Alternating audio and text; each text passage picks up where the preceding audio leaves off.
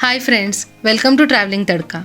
आज का वीडियो कुछ खास होने वाला है। हम अक्सर साड़ियाँ खरीदते हैं, उस पे बनाई गई बारीक नक्शे डिज़ाइन हम बारीकी से देखते हैं, जो कि अपने आप में बेहद खूबसूरत और अट्रैक्टिव होती है। पर हमने कभी ये सोचा है ये डिज़ाइंस, साड़ी की प्रिंटिंग और साड़ी प्रिंट में कलर कैसे यूज़ किए जाते हैं? नहीं ना।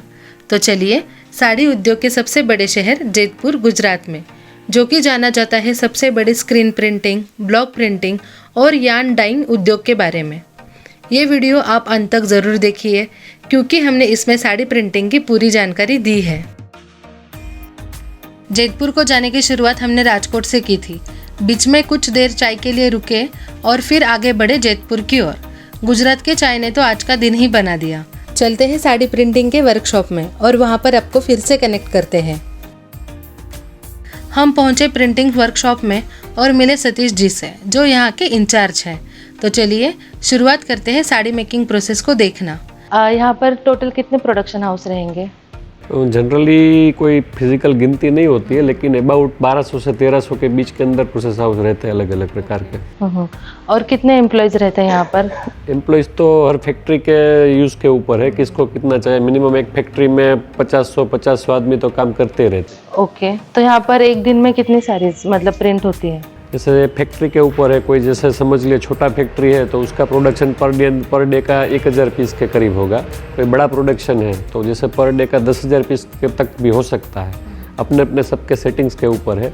एवरेज ऑल ओवर 1200-1500 फैक्ट्री मिला लेवे तो रोज़ का प्रोडक्शन खाली साड़ी और ड्रेस का ले लेवे तो 10-12 लाख पीसेस का हो जाएगा। जैसे पहला प्रोसेस यहाँ से स्टार्ट होता है।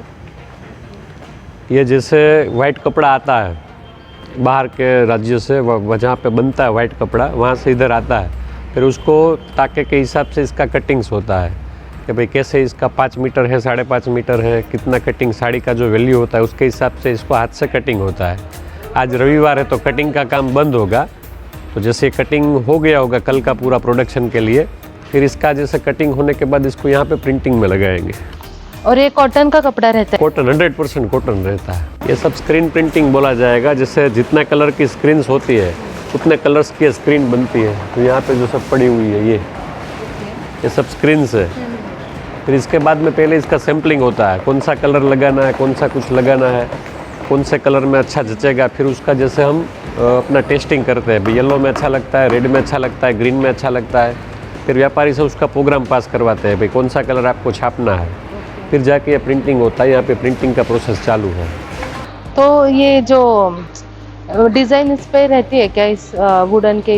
ये नहीं रहती ना, इसको फिर पानी से, इसको साबुन होता है उससे धो देते हैं। कलर्स जो रहता है वो एक बार इसके बाद एक बार छापने के बाद इसको धो देते हैं, फिर क्लीन हो जाता है। फिर दूसरा कपड़ा दूसरी बार अपने को बिछा सकते हैं। फिर ये इसका सब कलर्स वगैरह है जो यूज़ होते हैं इसके अंदर। रिएक्टिव कलर्स इसको बोला जाएगा। रिएक्टिव? हाँ, ये सब कलर्स है जो पूरे दिन में कितना कलर्स चाहिए उसके हिसाब से हर एक चीज़ में एक मैनेजर रहता है जो कलर पूरे दिन के उसके हिसाब से बनाता जाता है। कैसी पेस्ट लगानी है, क्या करना है, कितना मापताल है, वो करने के बाद उसको सब रोज़ रोज़ का उसको दे देते हैं।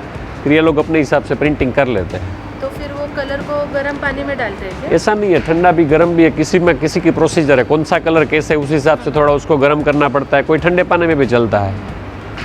यहाँ पर इसे नीचे चिपकाया जाता है क्या? ये वैक्स रहता है, जो टेबल रहता है वैक्स रहता है। वैक्स के ऊपर जैसे इसको कपड़े को चिपकाते, 5.5 मीटर का साड़ी है ये। फिर इसका जैसे प्रिंटिंग हो रहा है, जितने कलर की डिज़ाइन होगी उतने कलर इसके बाद इसको चलाना पड़ेगा। एक कलर है तो एक बार, 2 कलर है तो 2 बार, 3 कलर है तो 3 बार, इसको चलते जाना है। नीचे सीट रहता है, सीमेंट सीट रहता है। इसके ऊपर जैसे ये वैक्स का थर लगता है, फिर इसके बाद इसके ऊपर ये चिपकाते हैं। भी कलरिंग किया ना, तो ये कलर सूखने में कितना टाइम लगता है? से जितना कलर होता है, जैसे अभी ये पहला दूसरा कलर चल रहा है, आपने पहला देखा, अब ये दूसरा कलर चल रहा है, फिर इसके ऊपर तीसरा चलेगा। जितना कलर्स की डिज़ाइन होगी उतने हिसाब से इसका सूखने देना पड़ता है। एक कलर सूखा फिर ही दूसरा कलर चलता है, फिर तीसरा चलता है। वैसे चलने के बाद इसको जैसे ऊपर सूखा देते हैं, तो जैसे 1 घंटा होता है 20-25 साड़ी तैयार होने में। 1 घंटा लगता है? 20 से 25 साड़ी। पूरा दिन का काम अगर सोचे तो जैसे 60 साड़ी का यूनिट बोला जाएगा। 60 साड़ी के यूनिट में शाम को 5-6 बजे तक काम होता है। तब तक के लिए इसको 7 बार कर सकते हैं साड़ी। तो मोटा मोटी 60 साड़ी के यूनिट में 500 साड़ी छपता है। फिर इसके ऊपर डिपेंडेंट है कितने कलर की डिज़ाइन है। 1 कलर का है, 2 कलर का, 1 कलर का होता है तो ज़्यादा बार होता है, 2 कलर का होता है तो थोड़ा कम होता है, 5 कलर का होता है तो सबसे कम होता है। सारे स्क्रीन लेयर प्रिंटिंग के बाद साड़ी को टेबल से रिमूव किया जाता है और सिलिकेट प्रोसेस और धुलाई की प्रोसेस के लिए आगे भेजा जाता है। इसके बाद इसका सिलिकेट प्रोसेस होता है जो अपने हाउस में नहीं होता, जो हम बाहर करवाते हैं, जो इसका भी एक पेटा कॉन्ट्रैक्ट रहता है कि हम यहाँ से उसका 2000 साड़ी दे दिया, वो हमको सिलिकेट करके हमको फिर दे देते हैं। अच्छा, सिलिकेट। इसको पक्का करने के लिए सिलिकेट प्रोसेस बोलते हैं, कलर को पक्का करने के लिए। उसका भी एक अलग प्रोसेस है। उसका अलग प्रोसेस, वो इन हाउस नहीं रहता, वो बाहर करवाना पड़ता है। फिर जैसे वो सिलिकेट प्रोसेस होने के बाद वो जाएगा सीधा धुलाई करने के लिए। जो इसको धुलाई करते हैं उसका जो एक सोफर मशीन आता है, जिसमें सोफर बोलते हैं, तो उसका ऊपर से जो पानी में 10-12 बार उसको भिगो के निकालते हैं तो ऑटोमेटिक सब धुल जाता है। रोज़ का 1000 साड़ी, 2000 साड़ी, 3000 साड़ी जैसी कैपेसिटी, वैसे उसका धुलाई हो जाता है। धुलाई होने के बाद जैसे उसका, मैं अभी स्टार्च कहाँ पे होता है वो आपको दिखा सकता हूँ कि उसका स्टार्च करवाते हैं। सिलिकेट प्रोसेस और साड़ी की धुलाई यहाँ पर नहीं होती, वो यहाँ पे नहीं होती, वो बाहर होती है। उसका अलग कॉन्ट्रैक्ट रहता है, उसके आदमी अलग रहते हैं।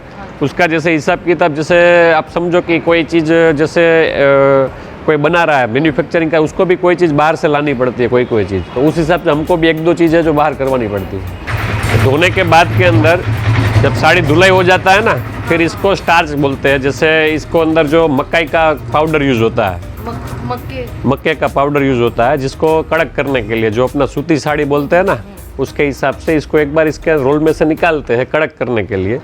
जैसे निकालने के बाद इसमें 1-2 केमिकल्स पड़ते हैं जो उसका ब्राइटनेस लाने के लिए वगैरह के लिए इसका केमिकल्स पड़ते हैं, को खिलाने के लिए। हाँ, उसके बाद इसको निकाल के ऐसे बिछोते हैं। जिससे इसके बाद इसको सुखाते हैं एक बार।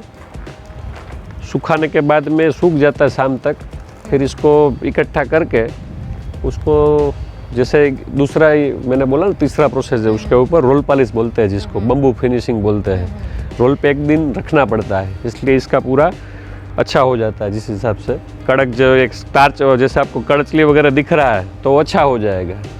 हो रहा था अभी अपना स्टार्च हो रहा था। स्टार्च होने के बाद इसको एक बार जो रोल में चढ़ाना पड़ता है। इसके बाद जैसे मैंने बोला ना, एक रोल पॉलिश वाला प्रोसेस है, तो वो भी इसको जहाँ पे धूप होता है वहाँ पे रखना पड़ता है 1 दिन। उसके अंदर पानी का थोड़ा फुवारा वगैरह लगा के उसको 1 दिन वहाँ पे सुखाते हैं। फिर इसका घड़ी होता है, जैसे इसका फोल्डिंग बोलते हैं, वो प्रोसेस मैं आपको आगे दिखा देता हूँ।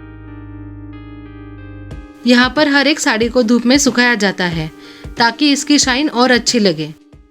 सूखने के बाद साड़ी को आयरन रोल डिपार्टमेंट में भेजा जाता है ताकि साड़ी को अच्छे से आयरनिंग की जाए। उसके बाद ये घड़ी डिपार्टमेंट है, जिसको फोल्डिंग करते हैं। अभी जैसे आज रविवार है तो थोड़ा बंद है, वो चालू ही रहता है, लेकिन इसके अंदर क्या होता है, सुबह का 1 घंटा आराम देते हैं, फिर दोपहर को 1 घंटे का आराम देते हैं।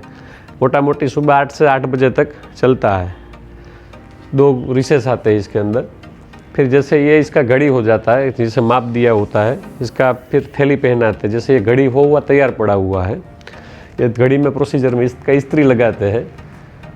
हाँ, वो जो धूप में आप सुखा हाँ, रहे थे, उस साड़ी को रोल करके फिर यहाँ पे आता है। फिर इसका फोल्डिंग करते हैं, फिर इसको इस्त्री करते हैं। इस्त्री होने के बाद जैसे तैयार हो जाता है। तैयार होने के बाद इसका पैकिंग लगता है, जैसे स्टिकर लगता है, कोई ब्रांड लगता है, किसका नंबर नाम होता है कोई साड़ी का, तो नाम लगता है। फिर इसको पैकिंग बोलते हैं। पैकिंग भी हमारा 2-3 जगह पे होता है, अलग अलग जगह पे। तो रेट वगैरह साड़ी का कौन डिसाइड करता है? उसमें तो डिसाइड वैसे होता है, मैंने आपको जो पहले भी प्रिंटिंग टाइम पे भी बताया आपको, 1 कलर का होता है, 2 कलर का होता है, 3 कलर का होता है। उसके ऊपर से जैसे हमारा एवरेज रेट निकलता है कि भाई जैसे सपोज एग्जांपल के तौर पर कपड़ा रहता है हमारा व्यापारियों का, हम खाली इधर मजदूरी काम करते हैं, जिसको कलर काम बोलते हैं।